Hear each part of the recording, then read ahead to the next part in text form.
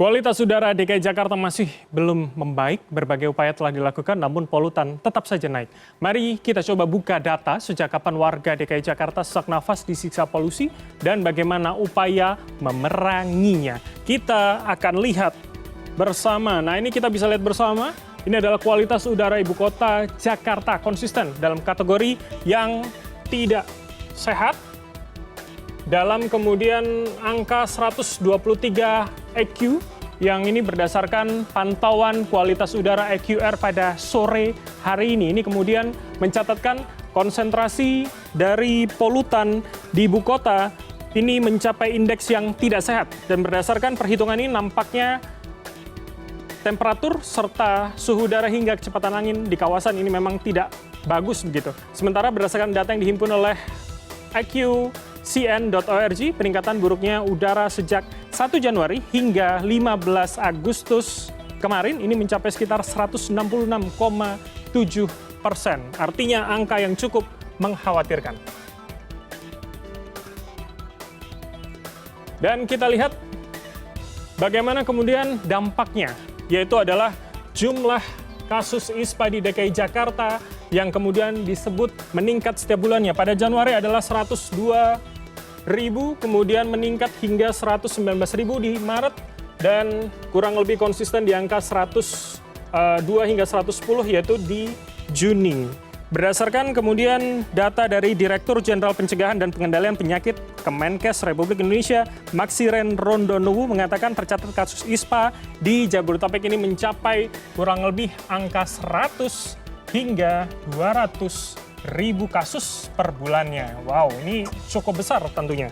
Dan sering meningkatnya jumlah penyakit pernafasan, Kemenkes ini memprediksi klaim BPJS Kesehatan ini akan mencapai lebih dari 10 triliun rupiah pada tahun 2023. Kita lihat berikutnya, setelah bicara soal dampak dan bagaimana kondisi, kita akan melihat bagaimana kemudian upaya pengendalian yang dicoba dilakukan oleh pemerintah. Pertama, tentunya adalah membentuk Satgas Pengendalian Pencemaran Udara, kemudian menerbitkan instruksi Mendagri, ini terkait dengan UEFA dan juga ASN, kemudian melakukan penyemprotan. Ini yang paling tidak kita lihat dalam beberapa waktu terakhir terjadi di beberapa ruas jalan di protokol ibu kota, yang kemudian juga meningkatkan uji emisi, serta kemudian bahkan memperlakukan sistem penegakan tilang yang akan dimulai pada 1 September mendatang, dan yang disebut sedang diupayakan dilakukan dan sedang dilakukan di beberapa lokasi meski belum semuanya dilakukan, yaitu melakukan modifikasi cuaca di wilayah ibu kota ataupun kawasan Jabodetabek untuk menekan angka polusi udara. Dan kita lihat ketika pemerintah sudah melakukan upayanya, kita sebagai masyarakat juga diminta ataupun dituntut untuk kemudian bisa melakukan apa yang bisa kita lakukan. Nah, kami coba merangkumkan beberapa protokol kesehatan atau hal-hal sederhana yang kemudian bisa kita lakukan, yaitu adalah tutup ventilasi, paling tidak ini hal yang paling gampang jika kemudian tidak terlalu penting.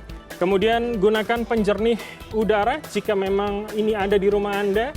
Periksa rutin kualitas udara, ini penting untuk kemudian mengupdate dan juga melakukan aktivitas kita apalagi di luar ruangan. Dan kemudian gunakan masker, ini yang paling penting, yang menjadi salah satu hal sederhana yang bisa kita lakukan apalagi kita yang masih beraktivitas di luar ruangan. Dan kemudian hindari sumber polusi, ini paling tidak polusi udara ataupun polusi yang berasal dari kendaraan bermotor. Dan tentunya yang terakhir, seperti pada masa COVID yang kita lakukan bersama yang sudah hampir 3 tahun kemarin, yaitu perilaku hidup sehat, bersih, yang terus kita lakukan, yaitu tidak hanya pakai masker, kemudian perilaku hidup sehat ini tentu menjadi kunci yang bisa kita lakukan sebagai masyarakat, menunggu upaya yang dilakukan pemerintah ini bisa berdampak pada kualitas udara kita di ibu kota.